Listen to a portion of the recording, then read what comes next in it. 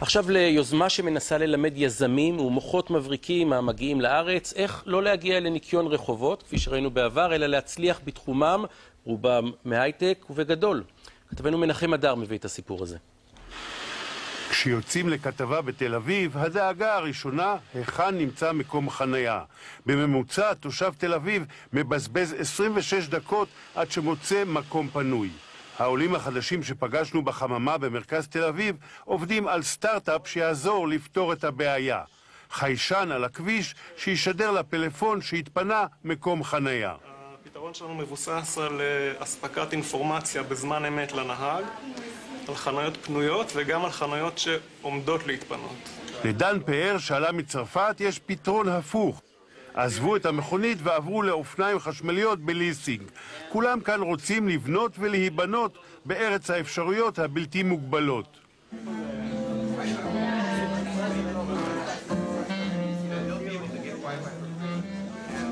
הכוורת, כך קוראים לחממת הסטארט-אפ המיועדת לעולים חדשים שנפתחה לאחרונה בתל אביב.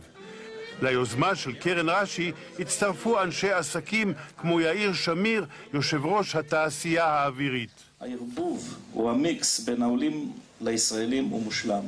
אלו מביאים כישורי ניהול, שיטתיות, ידע עסקי ופיננסי וניחוח תרבויות אחרות, ואלה מביאים יצירתיות וחוצפה ישראלית. מי שעוקר עצמו מארץ אחת ועובר לארץ אחרת כבר הוכיח שהוא יזם בנשמתו. המניע הבסיסי הוא ציונות, אבל עוזר גם השם שיצא לישראל כאומת הסטארט-אפ. We had a phone call the other day from a guy who said, I'm not sure, I want to set up my company, I could go to the Silicon Valley, but I'm Jewish and now I hear about your program and maybe I will come to Israel if it's possible for me. Where else can I be better than in Israel? לאחים מרגוליס מלוס אנג'לס יש רעיון לסטארט-אפ.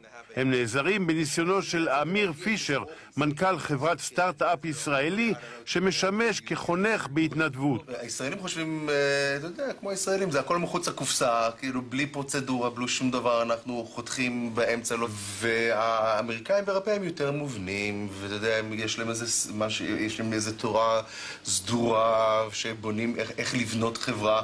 רוצים דוגמה? יעל גרינברג, שלמדה בארצות הברית, חייבת סדר בחיים כדי להגיע להישגים, ולכן יזמה תוכנה שתעזור לנו להתמודד במרוץ המטורף של החיים המודרניים. In this world we have so many distractions. You sit to start work on something, then your phone rings, then somebody comes over, asks a question, then you get an email, and at the end of the day you feel like you've done nothing. And all the to-do list goes over to the next day. לאלון בן כנען שעלה מקולומביה תעזור כאן רבקה הרסון, עולה ותיקה שתשווק את הרעיון שלו הדפסת חינם לסטודנטים. לג'וזפה מאיטליה, יזם בתחום התקשורת, הכוורת היא בית חם. Mentorship, contacts. I can name, for example, an event we've done only last week where we were able to talk directly with the major VCs here in Israel. It wouldn't have been possible sitting from home. כל הסטארט-אפיסטים העולים חולמים שיבוא יום והם ישבו בקומה שלמה של אחד ממגדלי המשרדים החדישים בתל אביב. הם יכולים לשאת עיניים למיכאל גולן. הוא עלה מצרפת לפני שנתיים ומקים עכשיו את חברת הטלפונים הסלולרית הרביעית בהשקעה של מאות מיליונים. גולן הוא דוגמה שהעולים היזמים יכולים להשפיע כנראה לטובה על הכיס של כולנו.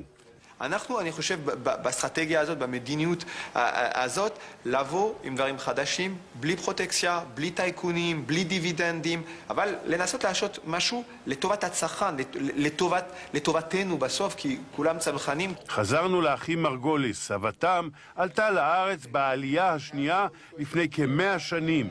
היא הקימה את הסטארט-אפ הראשון בארץ ישראל, הקיבוץ. הנכדים סוגרים עכשיו מעגל ויוזמים בתל אביב סטארט-אפ אינטרנטי. המדיום שונה, אבל הרוח היזמית נמשכת כמו השיירה מדור לדור.